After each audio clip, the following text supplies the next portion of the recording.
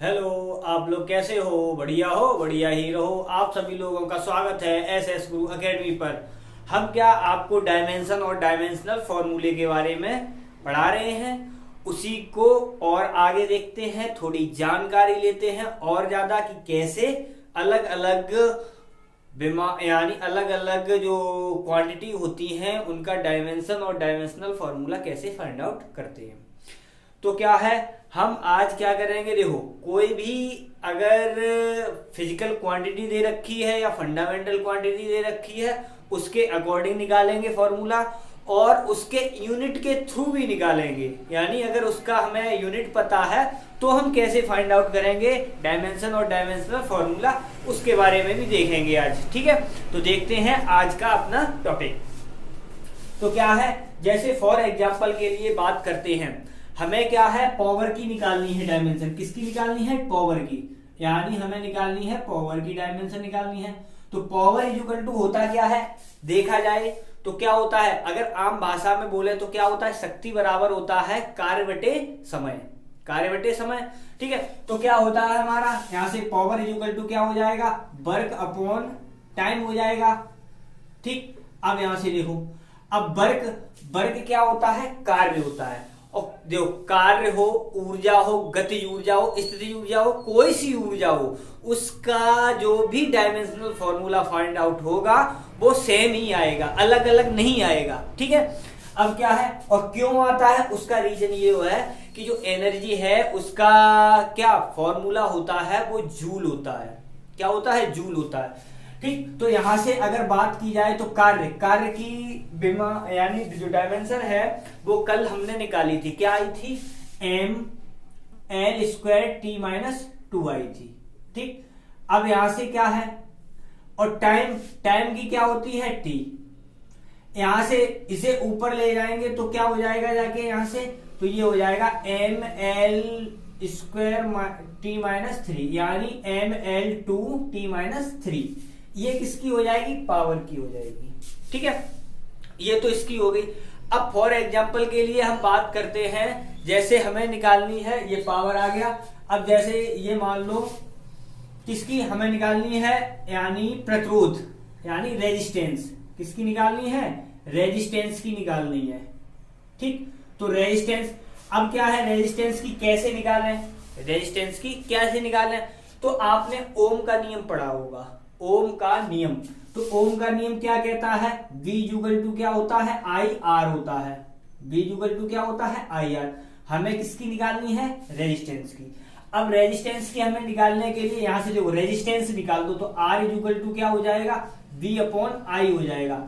और V क्या होता है यहाँ पर, वोल्ट होता है। यानी क्या होता है, चाहे विभव मान लें चाहे विभवांतर मान लें। ठीक है, तो यहाँ पर क्योंकि जो डायमेंशन विभव की और विभवांतर, यानी कहने का मतलब क्या है, विभव को क्या है, पोटेंशियल, और इसे क्या है, पोटेंशियल डिफरेंस पोटेंशियल। ठीक है, यानी पोटेंशियल डिफरेंस आएगा।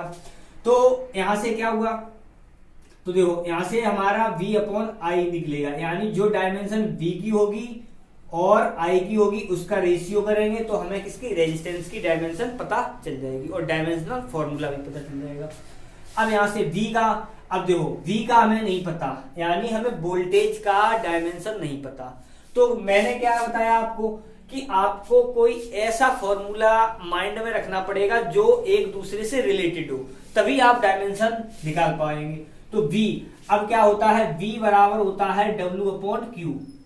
आपने विभव की डेफिनेशन पढ़ी होगी, पोटेंशियल की डेफिनेशन, तो वहां से क्या होता है, चार्ज यानी क्या होता है, वर्क अपॉन चार्ज। तो वहां से क्या होता है, यहां से V की वैल्यू निकालेंगे। तो यहां से क्या है, अब देखो हम यहां पे डायरेक्ट वैल्यू रखते हैं, तो V का मान कितना आएगा, W अपॉन Q आएगा, और ये रहा यहां से I। ठीक, अब W आ गया यहां पर, तो W की हम पहले ही निकाल चुके हैं, ये रही यानी कार्य की। तो यहां से क्या हुआ हमारा, तो देखो W अपॉन, अब क्योंकि हमें ये क्या है, चार्ज है, तो चार्ज के हमें वो क्या नाम है, डायमेंशनल फॉर्मूला जैसे नहीं पता। ठीक है, तो चार्ज का भी एक क्या फॉर्मूला होता है, Q बराबर होता है IT, और ये रहा आपका I, ये वाला। तो यहां से ये आ गया, इसका मतलब क्या हो गया, W अपॉन आ गया आई स्क्वायर, और ये आ गया T। अब यहां से क्या हुआ, ठीक है, तो यहां से देखो अगर डायरेक्ट बात की जाए तो क्या है, यहां पर दो तरीके बनेंगे। तो देखो यहां से W का मान रखो, ठीक है, ये वाला, और टाइम यहां पर भी आएगा। तो देखो अगर हम इसे अगर देखना चाहें तो ये देखो ऑलरेडी क्या बन गया, वर्क अपॉन टाइम क्या बन गया, पावर बन गया। तो यहां से क्या हुआ, ये बन गया हमारा पावर, और अपॉन में क्या आ गया, आई स्क्वायर। ठीक है, अब यहां पर पावर की तो हम निकाल ही चुके हैं डायमेंशनल फॉर्मूला। ठीक है, तो यहां से क्या होगा, M L square T minus 3, और अपॉन में आई का मैंने कल ही बताया था, आई का जो सिंबल होता है वो क्या होता है, कैपिटल ए, तो ये रहा ए स्क्वायर। ठीक, तो यहां से क्या हुआ, इसे ऊपर पहुंचा दो तो ये हो जाएगा M L two T minus 3 A minus 2। तो ये आ गया किसका, डायमेंशनल फॉर्मूला, ये आ गया आपका रेजिस्टेंस का, यानी प्रतिरोध का। ठीक है, यहां से ये आया। अब क्या है, यहां से अगर बात की जाए डायमेंशन की, कल की तरह m की डायमेंशन कितनी है, 1 है, l की डायमेंशन कितनी है, 2 है, t की कितनी है, -3 है, a की कितनी है, -2 है। ये हो गई डायमेंशन, और डायमेंशनल फॉर्मूला आपके सामने है ही। ठीक है, तो ये तो हो गया हमारा रेजिस्टेंस का। अब सपोज करो मुझे निकालना है किसका डायमेंशन फॉर्मूला, अगर हम आपको बताएं तो मोबिलिटी का, यानी किसका, गतिशीलता का। ठीक है, तो हमें किसके निकालने हैं, मोबिलिटी का। ठीक, इसका हमें निकालना है क्या, डायमेंशनल फॉर्मूला। और ठीक, अब क्या है, ये आपको पता होना चाहिए, जो मोबिलिटी होती है वो क्या होती है, ड्रिफ्ट वेलोसिटी अपॉन क्या होता है, इलेक्ट्रिक फील्ड। क्या होता है, मोबिलिटी इक्वल टू होता है क्या है, drift velocity upon electric field. तो ये तो इसका क्या होता है, फॉर्मूला होता है। अब ड्रिफ्ट वेलोसिटी है, अब देखो ई, इसका भी। अब इसके हम पहले निकालते हैं यूनिट। अब इसके पहले यूनिट निकालेंगे, फिर क्या करेंगे, डायरेक्ट वैल्यू रखेंगे। तो यहां से देखो ड्रिफ्ट वेलोसिटी है, वेलोसिटी जो होती है उसका जो यूनिट होता है वो क्या होता है, चलो पहले ऐसे लिखते हैं। तो देखो वी डी, तो जैसे का वैसा रहा। ई है इलेक्ट्रिक फील्ड, इलेक्ट्रिक फील्ड का एक फॉर्मूला क्या होता है, एक फॉर्मूला होता है इलेक्ट्रिक फील्ड का, क्या होता है, वी अपॉन एल। क्या होता है, वी अपॉन एल होता है। ठीक, तो यहां से क्या होगा, वो सॉरी एक सेकंड, ई इक्वल टू क्या होता है, वी अपॉन एल। ठीक है, तो बिल्कुल सही। तो यहां से मैंने क्या किया, यहां से रख लिया, लो यही बात है। तो यहां से ये पहुंच गया यहां पर, और ये तो यही रहा। तो यहां से क्या हो जाएगा, बी डी अपॉन में आ गया, वो सॉरी बी डी इंटू में आ गया एल, और यहां से आ गया वी। अब यहां से ये हो गया। अब देखो यहां से v क्या होता है हमारा, v यानी देखो ड्रिफ्ट वेलोसिटी है, वेलोसिटी का मतलब क्या है, वेग है। तो वेग का जो यूनिट होता है वो क्या होता है, मीटर पर सेकेंड। ये रहा, ठीक है, ये हो गया। अब क्या है, इसे हम ऐसे लिखते हैं, मीटर अपॉन सेकेंड, ये रहा, इनटू एल है, एल का क्या होगा, मीटर। ठीक, और यहां पर आ गया क्या, v यानी वोल्टेज। और वोल्टेज के लिए क्या है, यहां पर देखो वोल्टेज के लिए जो निकाला था वो, अच्छा यहां से नहीं निकाला था, रेजिस्टेंस का निकाल दिया था। चलो कोई बात नहीं, यहां से वोल्टेज के लिए निकालेंगे तो रेजिस्टेंस में आई से गुणा कर देंगे, तो आई यानी एक आई कम हो जाएगा। ठीक है, यहां से निकाल लेंगे। तो यहां से क्या हो गया, ये रहा V। तो ये, और यहां पर क्या है, V है वोल्टेज, वोल्टेज के लिए वोल्टेज। ठीक, यानी इसका मात्रक क्या होता है, वोल्ट, यूनिट क्या होता है, वोल्ट। तो यहां से हो गया मीटर स्क्वायर, और अपॉन में क्या आ गया, ये आ गया वोल्ट, और ये आ गया सेकंड। इसका मतलब क्या हुआ, जो मोबिलिटी यानी गतिशीलता है उसके मात्रक की बात की जाए तो क्या आएगा, मीटर स्क्वायर प्रति वोल्ट सेकंड, मीटर स्क्वायर पर वोल्ट सेकंड। ठीक है, तो यहां से हो गया।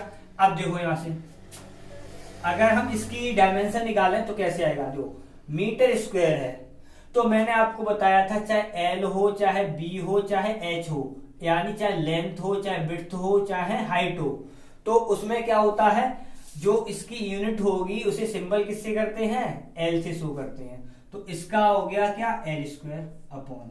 अब वोल्ट है, वोल्टेज या वोल्ट। ठीक है, तो यहां से वोल्टेज के लिए हम निकालेंगे, तो यहां से देखो, यहां पे यहीं से देखते हैं, अगर हमें वोल्टेज की डायमेंशन निकालनी है या डायमेंशनल फॉर्मूला निकालना है तो क्या रेजिस्टेंस में हम किससे मल्टीप्लाई करते हैं, आई से।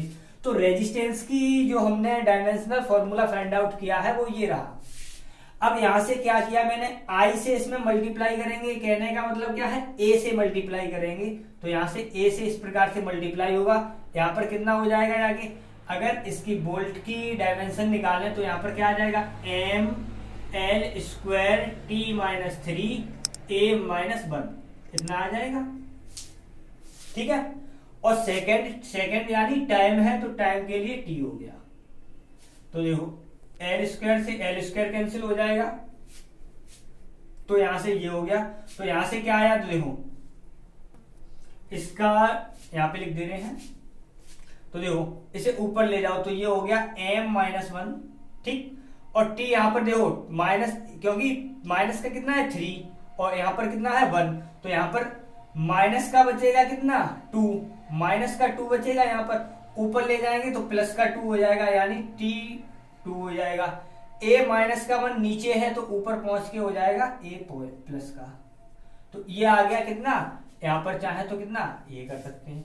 तो इसका मतलब क्या है, अगर मोबिलिटी की बात की जाए डायमेंशन की तो कितना है, डायमेंशनल फॉर्मूला ये आ गया। डायमेंशन की बात की जाए तो m यानी -1 2 और 1, ये हो गई हमारी किसकी डायमेंशनल फॉर्मूला, ये रहा मोबिलिटी का यानी गतिशीलता का, और डायमेंशन फॉर्मूला भी और ये। ठीक है, तो ये तो एनबीएस, केबीएस, यूपीटीजीटी, यूपीपीजीटी, उनमें सभी में डायमेंशन का जो सिलेबस है वो ऑलरेडी है, डायमेंशन है उसमें चैप्टर। तो क्या आपके कांटेक्ट में जो भी हों, जिनके जो फॉर्म है वो इनमें पड़े हुए हैं, नहीं पड़े हैं वो डाल रहे हैं, तो क्या है हमने क्या किया है, आपके लिए ही ये किया है जो आपको अच्छी तरीके से समझने में आ जाए और आपको एग्जाम में कोई प्रॉब्लम ना हो। इसलिए क्या है, हम आपको बिल्कुल सिंपल वे में समझाते हुए चल रहे हैं। चाहे आपको यूनिट से दिया जाए यानी मात्रक से विमा निकालने के लिए कहा जाए, और चाहे आपको सीधे ही क्या है क्वांटिटी दे दी जाए, उसके द्वारा आपको फॉर्मूला निकालना हो, विमीय सूत्र निकालना हो। यानी अगर वीडियो आपको पसंद आया हो तो वीडियो को लाइक करें, चैनल पर नए आए हो तो चैनल को सब्सक्राइब करें और अपने दोस्तों के साथ शेयर करें। बाय।